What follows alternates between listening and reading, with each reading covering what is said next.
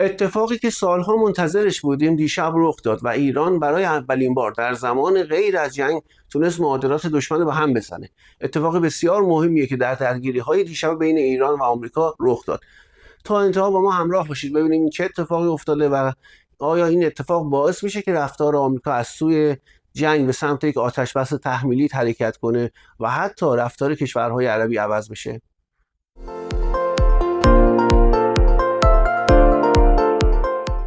سلام، عرض ادب و احترام دارم خدمت شما دوستان عزیز، همراهان گرامی کانال شهر خورشید. اول عذرخواهی میکنم، شرایط اینجا شرایط خوبی نیست بابت نور، کیفیت و حالا محیط ضبطی که ایدئال باشه. معذرت خواهی میکنم، موقت انشالله درست خواهد شد. دیشب و پریشب درگیری های آمریکا و ایران به سطح تازه‌ای رسید. همزمان دو شب پیش، همزمان با اینکه اعلام شد آتش بس نزدیک و همه چی داره حل میشه، یه دفعه شرایط تغییر کرد. اسرائیل به شدت حملات خودش رو افزایش داد به سمت لبنان، شروع کرد اون پیشروی‌هایی انجام دادن. بچه‌های مقاومت لبنان هم جانانه باش درگیر شدن و این اتفاق حرکت کرد، رفتیم به سمتی که توی لبنان به یک حالت استیصال رسید. اسرائیل سعی میکنه حرکاتی انجام بده به سمت زایحه و جنوب لبنان حمله کنه، زاهیه و جنوب لبنان حمله کنه و اتفاقاتی از این دست رقم بزنه، اما تا حالا نتونسته کار خاصی پیش ببره. این ور میدان آمریکایی‌ها در خلیج فارس دو سه شبه که شیطنت‌هاشون رو افزایش دادن، میخوان آستانه تحمل ایران رو بسنجن، یعنی حملات زیر سطح آستانه باشه، مثل قورباغه پس یواش یواش اینو ببره بالاتر. چرا؟ چون میخواد مذاکرات رو مثلا امتیاز بگیره یا آماده شه برای یک حمله گسترده. طرف مذاکره کننده ایرانی وقتی میره اونجا پاس ضعف میفرسته، اینها فکر میکنن خبریه. این اتفاق سالها و سالها داره تکرار میشه، اما دیشب این روند شکسته شد. قضیه از این قراره که آمریکایی‌ها 2 روز پیش یکی از نفتکش‌های ایرانی رو حمله میکنن و موتورخونه قسمت محرک این کشتی رو هدف قرار میدن. اون میمونه، نفتکش گویا خالی بوده. ایران قبلا هشدار داده بود که اگر به کشتی‌های ایرانی حمله کنی به پایگاهاتون حمله میکنیم و این کار رو دیشب انجام داد. البته آمریکایی‌ها حماقتی کردن، دیدن ایران تحرکاتی داره انجام میده، سریعا اومدن برای اینکه جلوی تحرک ایران رو بگیرن از خاک امارات، خالی برخی میگن بحری ولی امارات بوده احتمال زیاد، جزیره قشم رو با سامانه هیمارس هدف قرار میدن و این باعث میشه که ایران قاطع‌تر بیاد پاسخ بده. کویت رو میزنه، بحرین رو میزنه، همزمان کردستان عراق با جنگنده هامون میریم بمباران میکنیم، عربستان جای دیگه و کشورهای عربی سریعا هشدار میدن که آقا آسمانشون باید تخلیه بشن، کلیر بشه. یه اوضاع امنیتی خیلی عجیب و غریبی اونجا اتفاق میفته. ایران شروع میکنه پایگاه آمریکا رو در کویت و بحرین زدن. بحرین پایگاه‌های ناوگان پنجم آمریکا رو شروع میکنه زیر ضرب زدن و اتفاقا خوب کاری میکنه. جایی بوده که اینها نیرو تجمیع کرده بودن، میخواستن عملیات هاشون رو در آینده اونجا انجام بدن. با قدرت شروع میکنیم زدن و چیزی که اونها رو شگفت زده کرد این بود که این بار ایران رفتارش نسبت به قبل فرق داشت. این بار ایران معادل ضرباتی که آمریکا بهش میزد جواب نداد، بلکه بیشتر و در سطح گسترده تری جواب داد. پشت سر اون شاهد بودیم که سپاه اومد بیانیه اعلام کرد که آقا از این به بعد دیگه از اون خبرا نیست که تو بزنی و ضربه معادل پاسخ بگیری، خیر، از این به بعد پاسخ گسترده تر خواهیم داد. همان چیزی که در حمله اینها به عسلویه انجام شده بود، امارات پشتش بود، آمریکایی‌ها، اسرائیل گفت، اسرائیل اومده زده، آمریکایی‌ها گفتن و بعد مشخص شد که اصلا همه‌شون با هم بودن و ایران شروع کرد قطر رو شخم زدن. اون جایی که LNG تولید میشد فوری ترامپ اومد گفت آقا غلط کردیم، ببخشید، اصلا ما اسرائیل سرخورد زده و این اتفاقات دیگه تکرار نمیشه. این شد نقطه ضعف و پاشینه آشیلی که از اونها داشتیم. بعدش متاسفانه با ورود سیاسیون و مدیریت ضعیف سیاسی جنگ شاهد اون بودیم که این اتفاق تکرار نشد. خیلی برخی از این سیاسیون به اسم حفظ مذاکره سعی کردن جلوشو بگیرن که این اتفاق تکرار نشه، اما دیشب این اتفاق تکرار شد و دیگه از این به بعد خیالمون راحته. دیگه ایران به جایی رسیده که ضرباتی که میزنه برای اولین بار در زمان آتش بس، یعنی غیر از جنگ، ضربات غیر قابل پیش بینیه. اتفاق بسیار مهمیه دوستان. دیشب این کار باعث میشه که در آینده این اتفاق تکرار بشه. شما نمیدونید چه فشاری از داخل برخی جریان‌های لیبرال روی نظامی‌های ما فشار به رهبری می آوردن که این اتفاق تکرار نشه، که شما ضرباتی بزنید که زیر آستانه جنگ یا آستانه تحمل آمریکایی‌ها باشه، درگیری و تنش افزایش پیدا نکنه.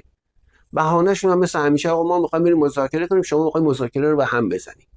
علیکی مذاکره در کار است.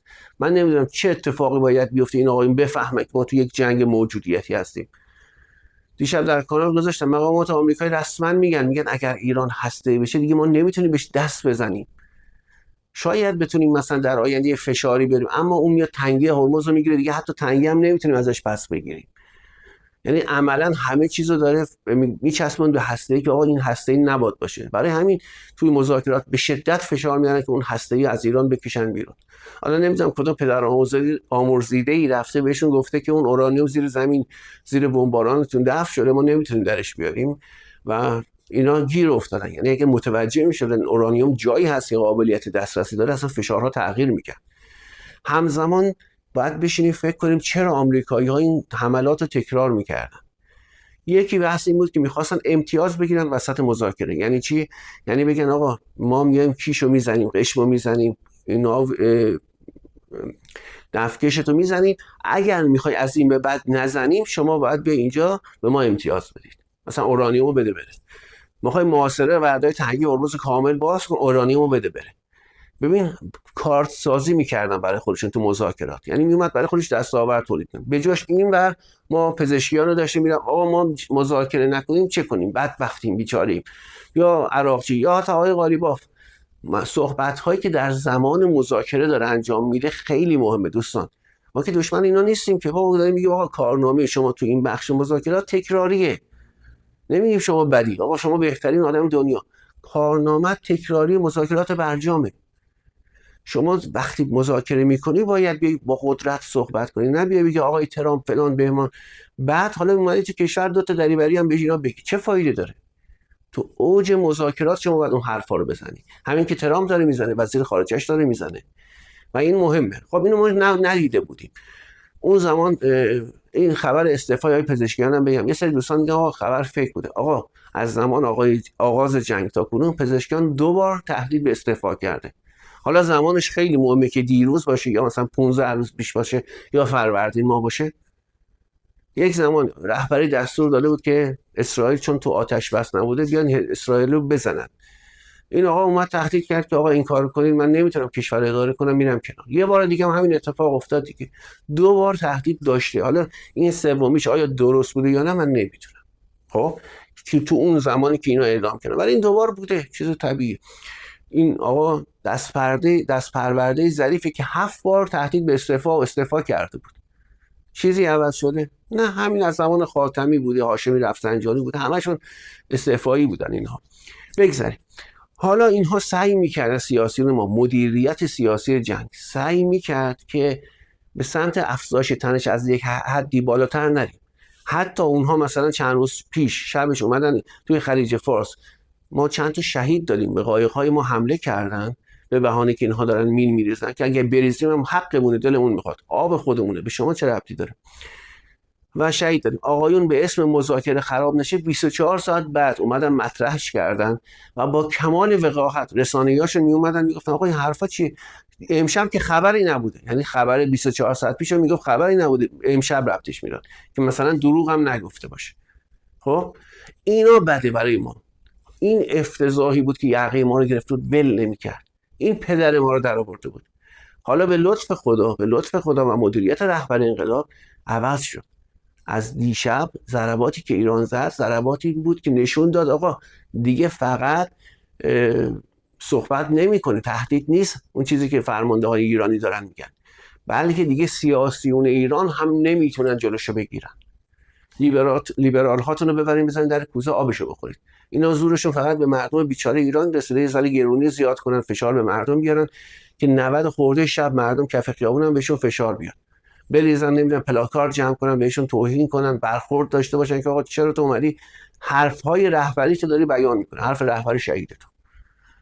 خب اینجا این زورشون به این مردم میرسه که انشالله اینم جمع خواهد شد. اما تو عرصه بین الملل تمام شد رفت.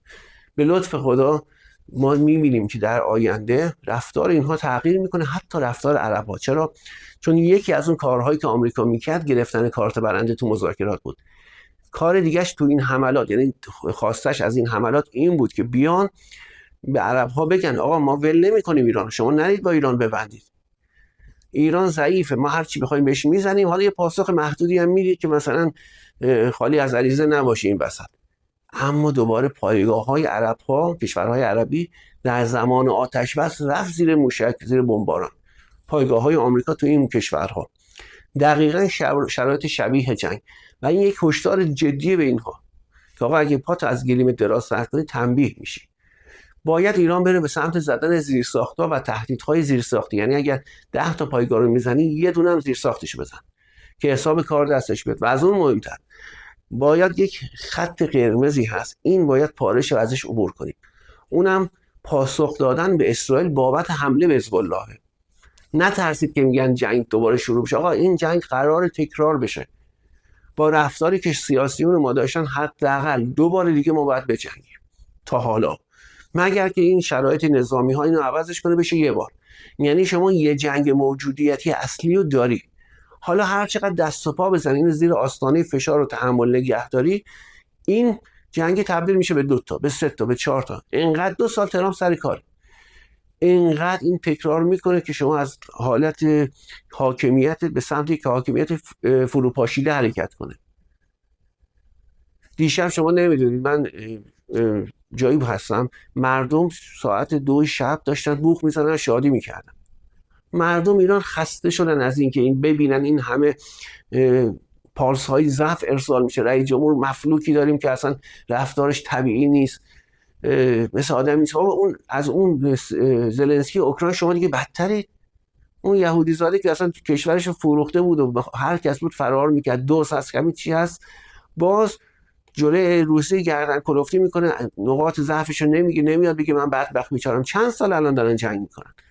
شما 40 روز جنگ کردی، 60 روز 90 روزش داری به قول خودمون آتش بس جنگ صلح رو ادامه میدی که اینم دستباخت خودت آقای پزشکیان و تیمته.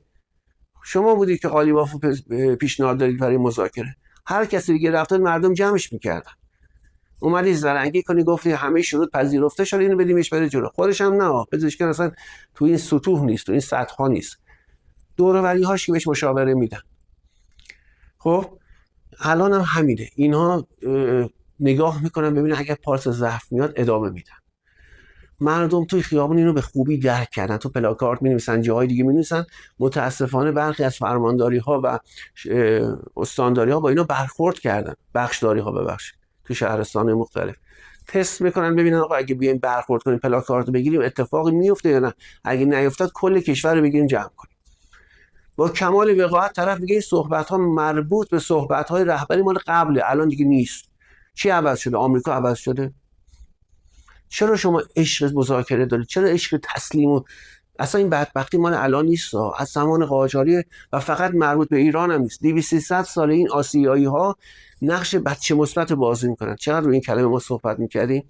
یعنی غرب و غربی اسمش میاد اینا خودشون شل میکنن. خیلی هاشون یه بیماری، ببینید کتاب مرحوم جلال آل احمد بخونید، غرب زدگی، یه بیماری راهی درمانی هم نداره. صورت طرف میاد میبینه شل میشه، آقا هرچی بده بره، فقط مذاکره کن بده بره. نه فقط ایران و چین بوده، ایران بوده، ترکیه بوده، کشورهای عربی که شدن گاو شیرینه دارید میبینید، هند بوده، همین کشورهای آسیایی جهان سوم که اینها میگفتن اون زمان، البته ژاپن بوده، کشورهای دیگه. یعنی میومدن اگه کشوری حتی مثل ژاپن میجنگید میومدن ارادهشون نابود میکردن. بعد از جنگ جهانی دوم 4-5 سال قحطی به ژاپن دادن که آب و غذا گیر مردمشون نیاد، اراده رو شکندن، نابود شد، تموم شد، کردنشون برده نوین، برده سازی نوین انجام شد. و اینها الان دیگه سرشون رو نمیتونن بلند کنن. خیلی هاش هستن مردمی که باز آزاده هستن اما همه نیستن. این تو ایران هم هست، تو جای دیگه هم هست. مقامات کشور بیشتر است، مردم ما خدا رو شکر آگاه هستن، اما مقامات وقتی اینا رو میبینن شل میشه. نمیدونم چرا، چه درمانی داره واقعا معلوم نیست. بگذاریم اتفاقاتی که از شب‌های آینده خواهد رخ داد. آمریکا سعی میکنه تنش رو دوباره بیاره پایین و اعلام کنه که دوباره مذاکرات داره به نتیجه میرسه، ایرانی رو برگردونه پای میز مذاکره برای کنترل قیمت نفت، چون بالای $100 داره میره، فکر کنم رسیده الان، و این قیمت رو بخواد کنترل کنه، دوباره تنش ها رو ادامه بده و این کار هی تکرار شه تا جایی که بتونه قیمت رو بیاره پایین و بعد از طریق مذاکره امتیازی بگیره، برسه به اون زمانی که قبلا بارها خدمتتون از روز اول آتش بس عرض کردم، به احتمال زیاد جنگ بین 15 خرداد نیمه دوم تا تیر ماه و در خود تیر ماه خواهد بود که حالا دلایلش هم قبلا با هم دیگه صحبت کردیم. این رفتار رو آمریکایی‌ها تکرار میکنن. باید دید امشب خیلی مهمه، امشب و فردا شب ایران آیا ضرباتش رو به صورت مجزا ادامه میده یا نه، یعنی رفتار تهاجمی صرف و ادامه میده یا نه. اگر این اتفاق بیفته، یعنی دیگه فقط منتظر پاسخ دشمن نباشیم، تمام معادلات عوض میشه. یک مرحله بالاتر از اون چیزی که قبلا آرزوشو داشتیم که ایرانی ها پاسخ کنترل شده به دشمن ندن. در زمان آتش بس، تو زمان جنگ که خدا رو شکر نظامی های ما کارشون رو بلد بودن. حالا این شاید الان زود باشه انتظار داشته باشیم، باز این سیاسیون نمیذارن، خب اما منتظرش بمونیم، همونجوری که قبلا داد و فریاد میکردیم آقا بیا پاسخ غیر متعادل بده، پاسخ محاسبه شده نده. این بار اگه بریم به سمت عملیات تهاجمی، اون چیزی که در کردستان عراق داره انجام میشه در کشورهای عربی هم انجام بشه، خواهید دید که اصلا شاید به سمتی بریم که نهایت حتی جایی برسیم که بدون جنگ مشکل حل بشه. هرچند که اون احتمال اون بدون جنگ خیلی کمه. یعنی ما یه جنگ دیگه باید داشته باشیم، جنگ موجودیتی. دشمن همه تلاشش کرده، فقط مونده سلاح‌های کلاهک هسته‌ای تاکتیکی و چیزایی مثل اون و عملیات زمینی. اینو میاد اون حالا تاکتیک هسته‌ایش انجام نده، عملیات زمینیش انجام میده. من در کانال تلگرام تحلیل ها رو میذارم، برید حتما کانال تلگرام ایران شهر خورشید ببینید. تو ایتا، آپارا، روبیکا و بلم داریم شهر خورشید. اونجا گفتم که آمریکایی‌ها چند تا سوخرسان آوردن تو منطقه، چند تاشو آماده فعال دارن و این حدوداً 700 800 تا جنگنده رو میتونه پشتیبانی کنه، از اروپا بگیر تا کل منطقه که نقطه اوجش فلسطین اشغالی و یونان و قبرسه. اروپایی‌ها حالا اونجا برای بمب افکن‌های بیدوشون و بمب افکن‌های استراتژیکشون سوخرسان‌هاشون از اروپا بلند میشه. خب این توانش رو در کنار تجمع شدید نظامی‌هاش که تو منطقه آورده، بیشترش هم مزدور هستن، یعنی رفته از این ور اون ور آدم جمع کرده گفته اگه زنده موندید بهتون اقامت میدم یا همچین چیزی. اینها اگه بیان در خاکم اسیر بشن برای آمریکا مهم نیست. خب میگه آقا اصلا آمریکایی نیست طرف، قبول نمیکنه. جنگنده‌اش رو زدیم قبول نمیکرد، F-35 رو زدیم قبول نمیکرد، 2 روز بعد گفتیم یه جای F-35 خراب شده. اصلا شروع کردن نمیدونم فلان جا 2 تا نظامی ما سکته کرد، 2 نفر غرق شدن، 2 نفر غیب شدن. همیشه تکرار میکنن. میخوام اینو بهتون بگم، این جنگ قطعی هست، تقریبا 99.9%. چرا اینقدر بالا میگم؟ چون داریم روند اتفاقات منطقه رو میبینیم. در کنارش آمریکا زمان زیادی نداره، همزمان جبهه یعنی کانون قدرت هیلاری داره در مقابل کانون قدرت ترامپ پنتاگون رشد میکنه، یعنی تسلطش رو تو آمریکا بیشتر میکنه. هر چقدر نزدیک انتخابات بشه اینها سعی میکنن تنش در جبهه اروپا و روسیه رو بیشتر کنن که جلوی این اتفاقات رو بگیرن و انتخابات بره به سمتی که از همین 2 تا کانون قدرت. به همین دلیل آمریکا زمان زیادی نداره. جام جهانی بذارید کنار، این بیشتر سعی میکنه حجاج که دارن برمیگردن حملاتش اونجا انجام بده که یک فشاری هم به کشورهای عربی بیاره هم به ایران بیاره که آقا 30,000 تا 20,000 تا حاجی تو عربستانه، کجا رو میخوای بزنی؟ من بزنم برم تا اگه بلندشی آسمان تو اصلا کاری میکنم مثلا نتونی حتی یه پرواز بیاد. یعنی میخواد ایران رو فلج کنه. جام جهانی هم بهترین پوشش واسه میاد کارشو میکنه، سر صدای جام جهانی جلوی شکستشو میگیره، یعنی آبروریزیشو جمع کنه. اونا که میگن ما پیروز اما این خبرا نیست. به همین دلیل این زمان 1 ماه آینده از 15 خرداد تا 15 تیر بسیار مهمه، بسیار مهمه و زمان طلایی برای یک جنگ موجودیتی بین ایران و یارانش با آمریکا و متحدانش. بیشتر از این وقتتون نمیگیرم، بازم عذرخواهی میکنم اگر محیط، نور و صدا خوب نبود. موقت ان شاءالله درست خواهد شد. حتما از کانال حمایت کنید اگر مایل بودید، لینکش در بخش توضیحات ویدیو هست. سعی میکنم تو کامنت اولم بذارم تو قسمت پیام ها که ببینید. تشکر میکنم از دوستانی که تا این زمان با ما بودن، تا این لحظه، تا این ساعت و انشالله به زودی تحلیل های بعدی در خدمتتون خواهیم بود. به امید یک ایران قوی و با شکوه. یا علی، خداحافظ.